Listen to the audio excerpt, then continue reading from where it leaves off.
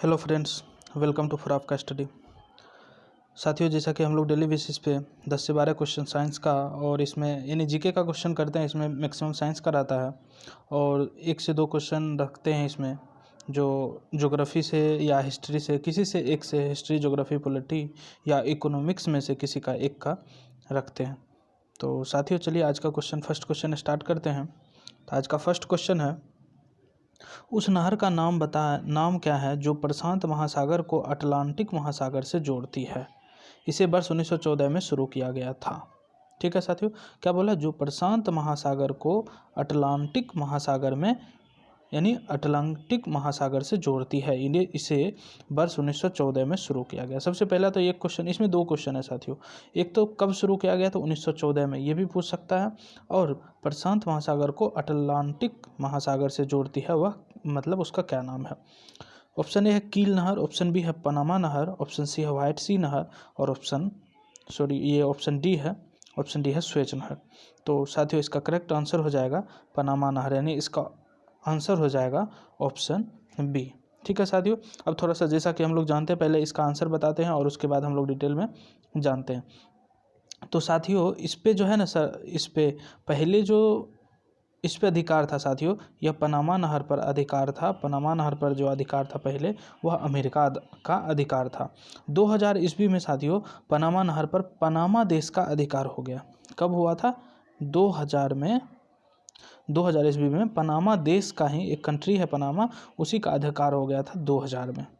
ठीक है साथियों, ये ध्यान रखना। लेकिन इससे पहले जो था, अमेरिका का इस पे अधिकार था। ठीक है, कभी कभी क्वेश्चन ये भी पूछ सकता है कि पनामा नहर पर जो है, यह किसको किसको जोड़ती है। तो एक तो क्वेश्चन हो जाता प्रशांत महासागर और अटलांटिक महासागर में। कब शुरू किया गया था? तो 1914 में। ये 2 क्वेश्चन तो यहीं से हो गया। और पनामा शहर यानी पनामा कंट्री, इसको कब अपनाया था, यानी कब अपना अधिकार में लिया था? तो 2000 ईस्वी में लिया था। ये 3-4 क्वेश्चन हो गया। अब देखिए साथियों, ये जैसे जोड़ने का ये महासागर और ये सब जोड़ने का, नहर जो जोड़ने का है, इसमें 3-4 क्वेश्चन और मैं बताता हूँ, उसको आपको ध्यान रखें, चूँकि ये इंपॉर्टेंट क्वेश्चन है, पूछे जाते हैं ये क्वेश्चन। जैसे पनामा नहर का तो यही हो गया, प्रशांत महासागर और अटलांटिक महासागर। अब ये कील नहर है साथियों। अगर कील नहर का पूछ देगा तो उत्तरी सागर और बाल्टिक सागर क्या है? उत्तरी और बाल्टिक सागर को जोड़ती है कील नहर। ठीक है, और इसी में जैसे स्वेज नहर है साथियों, ये स्वेज नहर है। स्वेज नहर लाल सागर और भूमध्य सागर को जोड़ती है।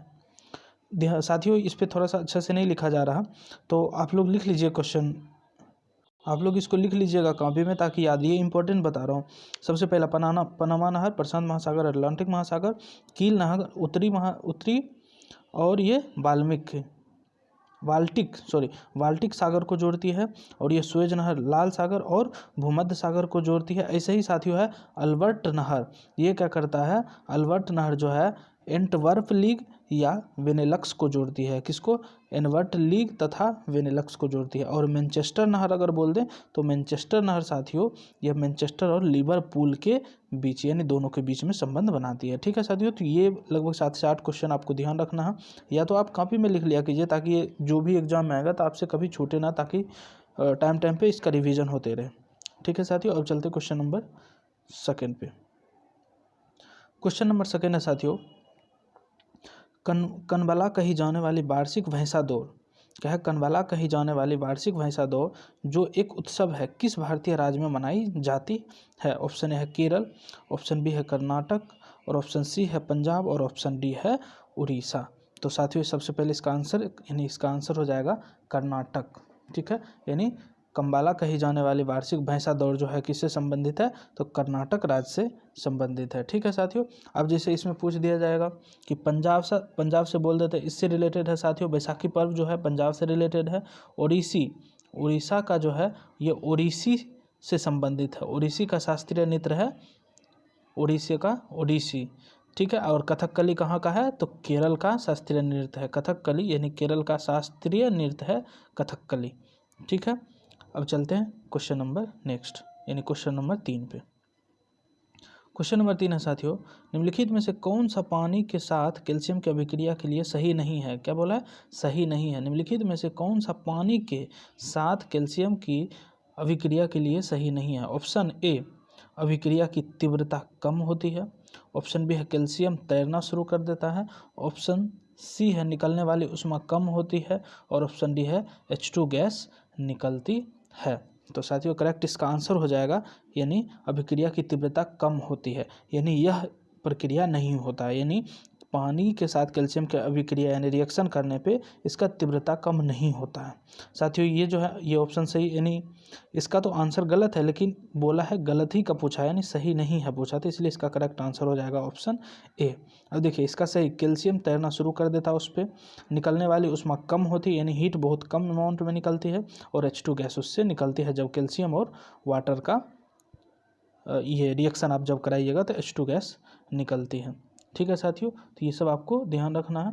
और साथियों कभी कभी कैल्शियम के बारे में ये पूछ दिया जाता है कि प्रकृति में मुक्त अवस्था में पाया जाता है या नहीं पाया जाता है, यानी या फिर 4 गैस का ये एलिमेंट का नाम दे देगा, कैल्शियम मैग्नीशियम इस टाइप से पूछ देगा कि कौन सा मुक्त अवस्था में नहीं पाया जाता, तो साथियों ये होता है कैल्शियम, ध्यान रखना। और दूध में सर्वाधिक मात्रा में पाए जाने वाला तत्व भी कैल्शियम है, ये भी ध्यान रखना, यानी मिल्क में जो है, मिल्क में सबसे ज़्यादा जो है साथियों ये कैल्शियम ही पाया जाता है, ये ध्यान रखना। ठीक है, अब चलते क्वेश्चन नंबर अगला फोर्थ पे। क्वेश्चन नंबर 4 है साथियों, किस कोशिका ऑर्गेनल का कोशिका का मास्टर कहा जाता है। क्या बोला, किस कोशिका ऑर्गेनल का कोशिका का मास्टर कहा जाता है। तो ऑप्शन ए है एंड्रोप्लाज्मिक रेटिकुलम, ऑप्शन बी है माइटोकॉन्ड्रिया, ऑप्शन सी है न्यूक्लियोलस, और ऑप्शन डी है नाभिक। तो साथियों इसका करेक्ट आंसर देखते थे, इसका करेक्ट आंसर हो जाएगा नाभिक, यानी किस कोशिका को ऑर्गेनल का कोशिका का मास्टर कहा जाता है, नाभिक यानी न्यूक्लियस को, न्यूक्लियस। साथियों ये सेल जो रहता है, सेल इस टाइप से बना रहता है, ये कोशिका झिल्ली, इसको सेल मेम्ब्रेन बोलते हैं, और यहाँ पे जो है इस टाइप से एक न्यूक्लियस रहता है। ठीक है साथियों, ये हो गया न्यूक्लियस, ये हो गया जो द्रव के मतलब इसमें द्रव भरा रहता है, द्रव के रूप में रहता है, तो और ये जो है ये, और ये बाहरी और अंदर वाला वाल जो है इसके बीच में भरा रहता है, और इसको कोशिका झिल्ली बोला जाता है। ठीक है साथियों, तो इसका तो आंसर आप हो ही गया, यानी ऑप्शन इसका डी करेक्ट हो जाएगा। ठीक है साथियों, अब पूछ देगा कि न्यूक्लियस का खोज किसने किया और कब किया, तो साथियों रॉबर्ट ब्राउन किया था, और कब किया था, तो 1831 में किया था। कौन, रॉबर्ट ब्राउन। ठीक है, अब चलते क्वेश्चन नंबर नेक्स्ट। और साथियों इसमें बोल दें कि जैसे कोशिका का सेल यानी ऊर्जा का स्रोत, कोशिका का जो माइटोकॉन्ड्रिया को बोला जाता है कोशिका का ऊर्जा गृह, यानी सेल का ये ऊर्जा गृह जो हो माइटोकॉन्ड्रिया का बोला जाता है, ये ध्यान रखना है। ठीक है, यानी पावर ऑफ सेल्स कह सकते हैं माइटोकॉन्ड्रिया को। ठीक है, अब चलते क्वेश्चन नंबर नेक्स्ट 5th पे। क्वेश्चन नंबर 5th है, लंगर डालकर रोकी हुई नाव लहरों से हिल रही है, जिनके तरंगों का ऊपरी सिरा 100 मीटर अलग है, 100 मीटर अलग है, यानी डिस्टेंस एक तरह से दे दिया। ऊपरी सिरा का वेग 25 मीटर, इसको हटा देते हैं, ये 100 मीटर अलग है, 25 मीटर पर सेकेंड वेग है, तो नाव की हिलने की तीव्रता यानी कि आवृत्ति यानी फ्रीक्वेंसी पूछा है। ठीक है साथियों, तो जैसे साथियों हम लोग जानते हैं कि डिस्टेंस बराबर क्या होता है, स्पीड, डिस्टेंस बराबर स्पीड इनटू टाइम होता है। ठीक है साथियों, तो इसी तरह यहाँ पे सेम फार्मूला लगाना है, तो उसी से आपको यह क्वेश्चन देखिए यही बेसिक फार्मूला से बन जाएगा। डिस्टेंस बराबर स्पीड इनटू टाइम होता है, और जानते हैं कि आवृत्ति जो होता है यानी आवृत्ति को फ्रीक्वेंसी f से डिनोट करते हैं, वह 1/टाइम होता है। ठीक है, अब देखिए यहाँ स्पीड दिया हुआ 25 मीटर पर सेकेंड, और यहाँ पे 100 मीटर अलग है, यानी 100 मीटर डिस्टेंस एक तरह से मान, यानी तरंग वेव, ये तरंगदैर्घ्य जो बोलते हैं, तरंगदैर्घ्य यानी लेमडा से डिनोट करते हैं, तो इसको यानी लेमडा इक्वल टू हो जाएगा, लेमडा इक्वल टू स्पीड यानी वेग इंटू 1/, ये यानी 1/टाइम होता है फ्रीक्वेंसी, तो 1/f हो जाएगा, यानी आवृत्ति। तो यहाँ से f अगर कर सकते हैं इस साइड कीजिएगा, तो आवृत्ति बराबर यानी f बराबर हो जाएगा साथियों वेग अपॉन तरंगदैर्घ्य। ठीक है, तो यानी वेग दिया हुआ है 25, और इसका दिया हुआ है लेमडा यानी 100 मीटर अलग है, यहाँ पे दिया हुआ है, तो 25/100 कीजिएगा तो 0.25 हर्ट्ज, और इसका यूनिट भी होता है, कभी कभी पूछ सकता है, यानी पूछा जाता है कि तरंगदैर्घ्य या आवृत्ति का यूनिट क्या है। तो साथियों इसका हर्ट्ज जो होता है, तो इसका करेक्ट आंसर कौन सा हो जाएगा, तो ऑप्शन इसका बी करेक्ट हो जाएगा। ठीक है साथियों, यानी इसका करेक्ट आंसर हो जाएगा बी। यानी आप डायरेक्ट अगर कह सकते हैं तो वेग बराबर हो जाता है साथियों आवृत्ति, यानी आवृत्ति यानी फ्रीक्वेंसी इंटू कह सकते हैं लैम्डा, यहाँ पे ये निकालना है, और वेग दिया हुआ 25 और 25/100 कर दीजिएगा, तो इसका करेक्ट आंसर हो जाएगा ऑप्शन बी। ठीक है, अब चलते क्वेश्चन नंबर 6 पे। क्वेश्चन नंबर 6 है, बहुत ही अच्छा क्वेश्चन है साथियों। ये अक्सर अभी का जो ट्रेंड चल रहा है केमिस्ट्री में, जो पूछे जाने वाला सवाल है साथियों, ये अभी का ट्रेंड में इसी टाइप से क्वेश्चन पूछा जाता है। देखिए क्वेश्चन बोला क्या है, निम्नलिखित में से कौन एक द्विविस्थापन अभिक्रिया है, यानी डबल डिस्प्लेसमेंट रिएक्शन है। ठीक है, एक कभी कभी सिंगल रिएक्शन पूछ देगा, डबल डिस्प्लेसमेंट पूछ देगा, नो डिस्प्लेसमेंट या ऑक्सीडेशन रिएक्शन पूछ देगा, इस टाइप से पूछ देता है साथियों। ठीक है, अब देखिए थोड़ा सा इसको बेसिक से चलते हैं। जैसे ऑक्सीडेशन साथियों, कभी कभी ऑक्सीडेशन पूछ देता है कि इसमें कौन ऑक्सीडाइज हुआ। तो साथियों ऑक्सीडेशन मतलब क्या है कि ऑक्सीजन को उससे, यानी ऑक्सीजन उसमें ऐड होना। ऑक्सीडेशन का मतलब आप समझ लीजिए, ऑक्सीडेशन जैसे ही लिखा था यानी ऑक्सीजन का उसमें ऐड होना। अगर ऑक्सीजन का ऐड हो रहा तो यानी हाइड्रोजन का क्या होगा, हाइड्रोजन का होगा रिमूवल। हाइड्रोजन का हो जाएगा क्या, रिमूवल। यानी ऑक्सीडेशन मीन्स हाइड्रोजन का रिमूवल या ऑक्सीजन का ऐड होना, इस तरह ध्यान रखना। तो रिडक्शन में इसका उल्टा हो जाएगा कि ऑक्सीजन का रिमूवल और हाइड्रोजन का ऐड होना, ये हो जाता है रिडक्शन। ठीक है साथियों, इतना ध्यान रखिए, ये दो मतलब क्वेश्चन पूछे जाने वाले हैं। अब देखिए इसमें डबल डिस्प्लेसमेंट, और डिस्प्लेसमेंट होता क्या है वो मैं बताता हूँ साथियों। डिस्प्लेसमेंट होता है क्या कि जैसे यही रिएक्शन है CuSO4, तो सेम यही जो है ना साथियों, इसी के Cu के जगह पे H2 आ गया। यहाँ पे आप देख रहे हैं जैसे कि Cu के जगह पे H2 आ गया, SO4 यानी कॉपर सल्फेट है या हाइड्रोजन सल्फेट है, यानी कि सल्फेट तो दोनों वही सेम है, लेकिन कॉपर की जगह हाइड्रोजन आ गया। तो इसी तरह ये यानी कॉपर का जगह ले लिया हाइड्रोजन, तो ये हो गया डिस्प्लेसमेंट। तो एक डिस्प्लेसमेंट हो गया। अब यहाँ H2 है फ्री अवस्था में, H2 कहाँ चल गया, ये कॉपर की जगह, और ये Cu जो है साथियों, यह Cu आ गया S के साथ। ठीक है, तो यह हो जाएगा यानी डबल डिस्प्लेसमेंट, यह रिएक्शन हो जाएगा। लेकिन यहाँ पूछा है नहीं है, ऑप्शन बी देखिए। इसी तरह देखना है कि यानी कि सेम फार्मूला बनेगा, उसको डिस्प्लेसमेंट करके दूसरा रिएक्शन वहाँ नहीं, उसको विस्थापित करके दूसरा एलिमेंट वहाँ पे आ जाए तो उसी को डिस्प्लेसमेंट बोलते हैं। ऑप्शन बी देखिए, Mg3N2 + 6H2O। तो देखिए इसमें सेम फार्मूला नहीं बनता है, सेम नहीं बन रहा, तो ये होगा ही नहीं। और ऑप्शन सी देखिए NaOH + HCl। तो देखिए N डबल डिस्प्लेसमेंट नहीं बोला, NaOH + HCl। तो साथियों ये एसिड बेस का ये क्या है, स्ट्रॉन्ग एसिड और स्ट्रॉन्ग बेस है, यानी HCl स्ट्रॉन्ग एसिड है, NaOH स्ट्रॉन्ग बेस है। तो ये तो रिएक्शन करके क्या बना लेता है, ये तो नमक और पानी, यानी कि नमक और पानी का यह निष्कासन यानी पानी बना लेता है। तो ये तो स्ट्रॉन्ग एसिड और स्ट्रॉन्ग बेस है, तो न्यूट्रलाइजेशन रिएक्शन है, तो ये तो हो ही नहीं सकता। तो इसका करेक्ट आंसर कौन सा हो जाएगा, तो ऑप्शन इसका बी हो जाएगा। यानी 6 का आंसर कौन सा हो जाएगा, तो 6 का आंसर हो जाएगा बी। ठीक है, नहीं पूछा है तो इसलिए 6 का बी हो जाएगा। अगर बोलता तो ऑप्शन ए होता, यानी डबल डिस्प्लेसमेंट अभिक्रिया बोलता तो इसका आंसर हो जाता ऑप्शन ए। ठीक है साथियों, तो इसलिए इसका आंसर कौन सा होगा, तो ऑप्शन बी हो गया। अब चलते क्वेश्चन नंबर 7 पे। क्वेश्चन नंबर 7 बहुत ही आसान क्वेश्चन है साथियों।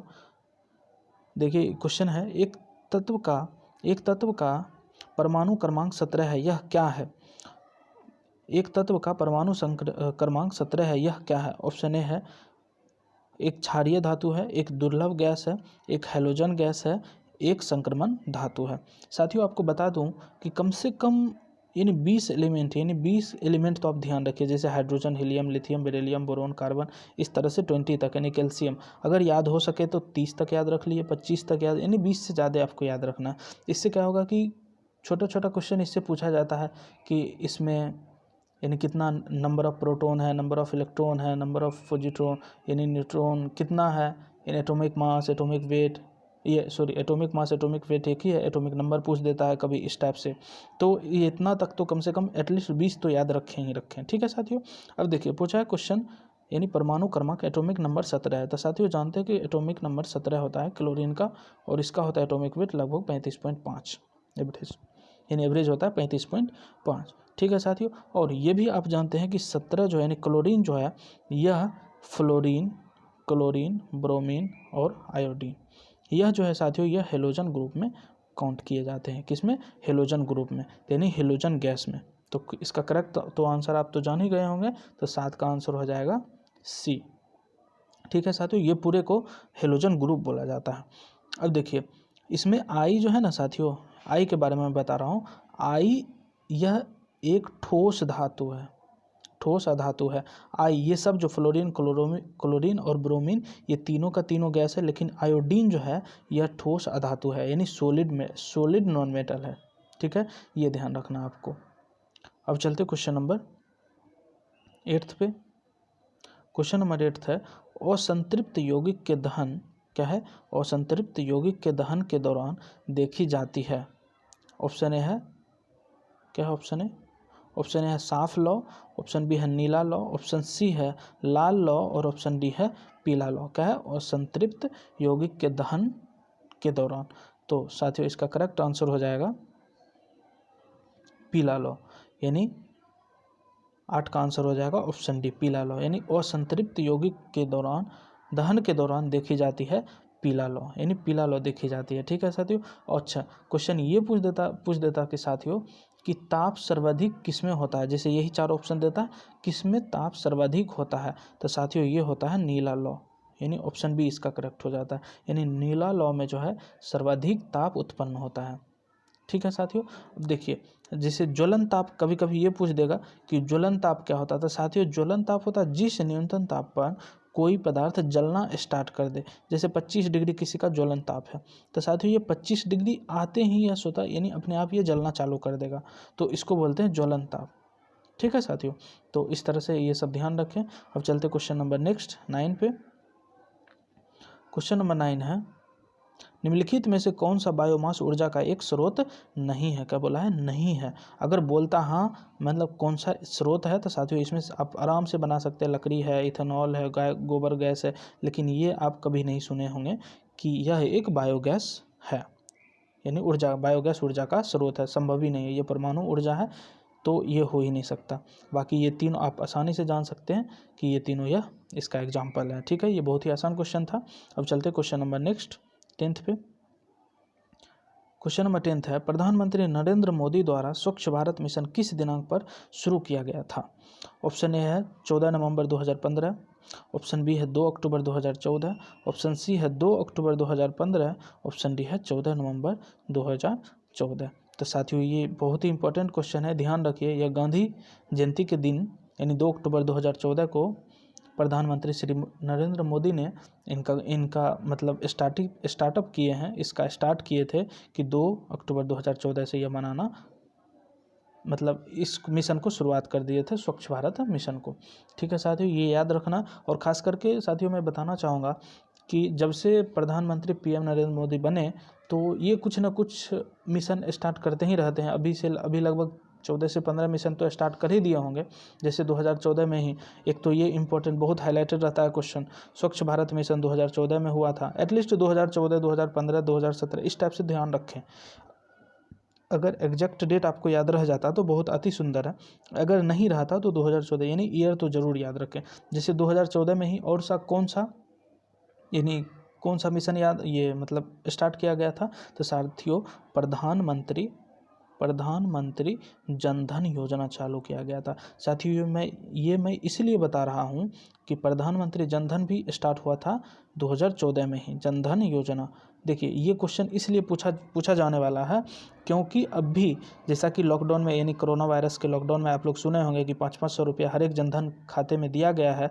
जो जनधन में यानी 0 रुपया अकाउंट जो खोला गया था जनधन यानी प्रधानमंत्री जनधन योजना के तहत, तो उसमें 500 रुपये प्रति महीना यानी 3 महीने तक दिया जा रहा है, जो कि महिलाओं यानी गरीब आदमियों को बहुत ज़्यादा हेल्पफुल हो रहा। तो इसलिए यानी क्वेश्चन जो हाईलाइटेड रहता है साथियों वो अवश्य ही पूछा जाएगा।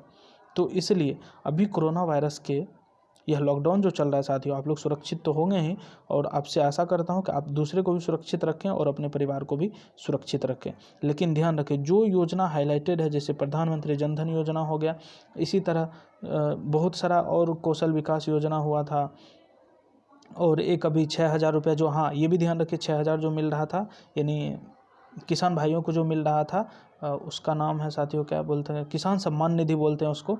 यानी 2018 या 2019 में शायद यह लागू हुआ था। और उसमें क्या होता है कि 3 किस्तों में 2-2 हज़ार रुपये, 2-2 हज़ार 3 किस्तों यानी 4 महीने में एक किस्त, यानी एक साल में 6-6 हज़ार रुपये के अप्रॉक्स मिलते हैं। ठीक है साथियों, तो ये सब ध्यान रखें। यानी जो अभी ट्रेंड में चल रहा है, जैसे प्रधानमंत्री जन धन योजना, ये अवश्य किसी न किसी एग्जाम में आएगा। किसान सम्मान निधि हो गया, इसी तरह उड़ान योजना, तो इस टाइप से आयुष्मान भारत योजना 2018 में स्टार्ट हुआ। तो इस टाइप से 10 से 12 है, आप एक लिस्ट बना के ध्यान रखिए और ये क्वेश्चन पूछे जाना है निश्चित 100 तौर पे, ये सब में से कोई एक देखने को मिलेगा। ठीक है साथियों, तो ये आज का लास्ट क्वेश्चन था। आई होप आपको वीडियो अच्छा लगा होगा, तो वीडियो को लाइक कर दें और अपने दोस्तों के साथ शेयर ज़रूर किया करें। ठीक है साथियों, और चैनल पे पहली बार विजिट किए हैं तो चैनल को सब्सक्राइब करके बेल आइकन दबा दें, ताकि जब भी मैं वीडियो डालूँ तो आपको नोटिफिकेशन मिल जाए। ठीक है साथियों, thank you, thanks for watching this video.